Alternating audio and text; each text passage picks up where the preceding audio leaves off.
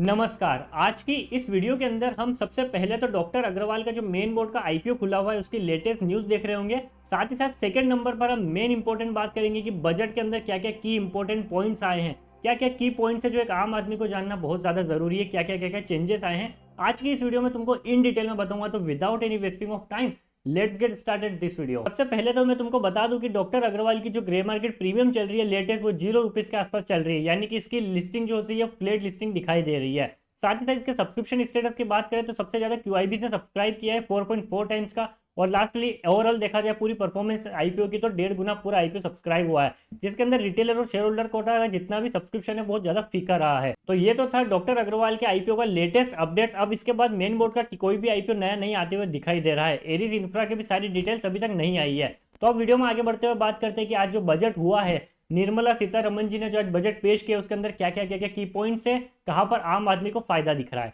सबसे पहले बात करते हैं इनकम टैक्स के स्लैब की, जिसके अंदर काफी ज्यादा चेंजेस हुए हैं। जी हाँ, 0 से लेकर 12 लाख की जिसकी भी आय है साल भर की, उसको बिल्कुल टैक्स नहीं देना है, ये कंफर्म कर दिया गया है सीतारमन जी की तरफ से।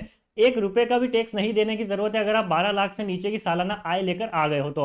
पिछला जो ये काम था वो पिछले 7 लाख तक था कि 7 लाख से ऊपर अगर आप कमाते हो तो ही आपको टैक्स देना है, वरना नहीं देना है। तो इस बार 7 लाख को बढ़ाकर 12 लाख कर दिया है, यानी कि हर महीना आप 1 लाख रुपए बिना टैक्स दिए सरकार को कमा सकते हो। लेकिन अब यहाँ पर बात आती है कि 12 लाख से जो ऊपर की कमाई करते हैं उन लोगों के लिए क्या टैक्स का नए नए रूल निकले हैं। अगर आपकी इनकम 13 लाख रुपए भी है तो भी आपको 4 लाख से 8 लाख के बीच में 5% का टैक्स देना होगा, 8 लाख से 12 लाख के बीच में 10% का टैक्स देना होगा। जिसकी सालाना आय 12 लाख से 16 लाख के बीच में उनको 15% टैक्स देना होगा, 16 लाख से 20 लाख की आय वालों को 20% टैक्स देना होगा, 20 लाख से 24 लाख की आय वालों को सबसे ज्यादा यानी कि 25% का टैक्स देना होगा, और 24 लाख से ऊपर तो 30% का सबसे ज्यादा टैक्स देना होगा अगर जिसकी आय 24 लाख से ऊपर निकल कर आ रही है। तो ये नया पूरा इनकम टैक्स का नया रिजीम आया है, नया पूरा स्लेब आया है। अब पुराना स्लेब तो देखो अभी पूरा अलग ही दिख रहा है और नए में बहुत ज्यादा चेंजेस दिख रहे हैं। अब देखो मेन बात तो ये कि 1 अप्रैल 2025 को यानी कि नए फाइनेंशियल ईयर 26 को ये सारे इनकम टैक्स का स्लेब लागू होना शुरू हो जाएगा,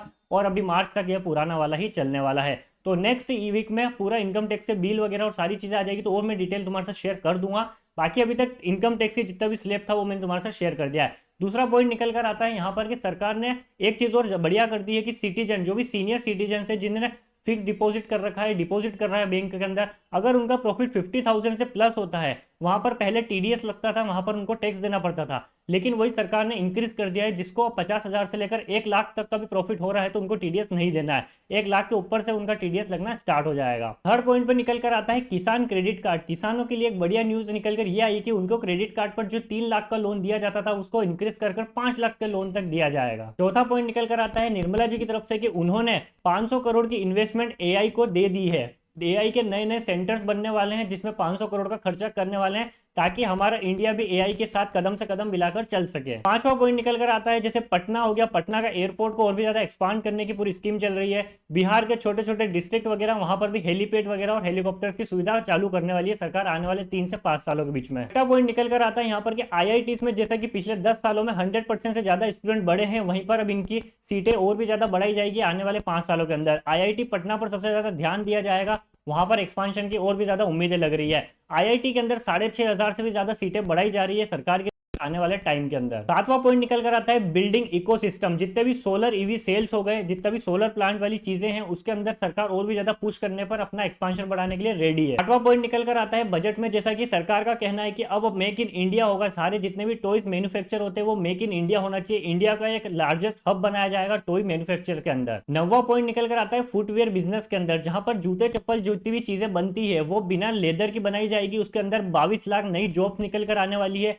और आने वाले टाइम में 1.1 लाख करोड़ से भी ज्यादा का एक्सपोर्ट करेगी यहां से इंडिया से बाहर की कंट्रीज में। अगला पॉइंट निकल कर आता है जहां पर मखाना प्रोडक्शन के बिहार के अंदर जितने भी फार्मर्स हैं उनको बहुत ज्यादा बढ़ावा देगी सरकार, सपोर्ट करेगी। साथ साथ छोटे उद्योगपति को भी जो मखाना की सेल आउट करते हैं उनको सभी को सपोर्ट करने वाली है सरकार आने वाले टाइम में। अगला पॉइंट निकल कर आता है SWAMH स्कीम के तहत 40,000 नए घर बनाना चाहती है, 40,000 नया इंफ्रास्ट्रक्चर के लिए लोगों को प्रोवाइड करेगी, डेवलपमेंट चल रहा है उसका। अगला पॉइंट निकल कर आता है मेडिकल कॉलेज स्टूडेंट्स के लिए, जिसके अंदर आने वाले 5 सालों में 75,000 से भी सीटें बढ़ाई जाएगी। इन की पॉइंट्स और भी अगर उससे छूट गए तो मुझे कमेंट सेक्शन में जरूर बता देना। सरकार काफी सारी चीजों पर और भी ज्यादा ध्यान रखने वाली है आने वाले टाइम में, जैसे न्यूक्लियर एनर्जी हो गई, पोर्ट्स वगैरह हो गए, तीसरी चीज निकल गए पावर प्लांट हो गए, पावर ग्रिड हो गए, वहां पर भी सरकार एक्सपांशन के अंदर आगे अपना कदम बढ़ाती जा रही है। आई होप तुमको आज की पसंद आई होगी। अगर पसंद आई तो अपने दोस्तों तक जरूर पहुंचाना।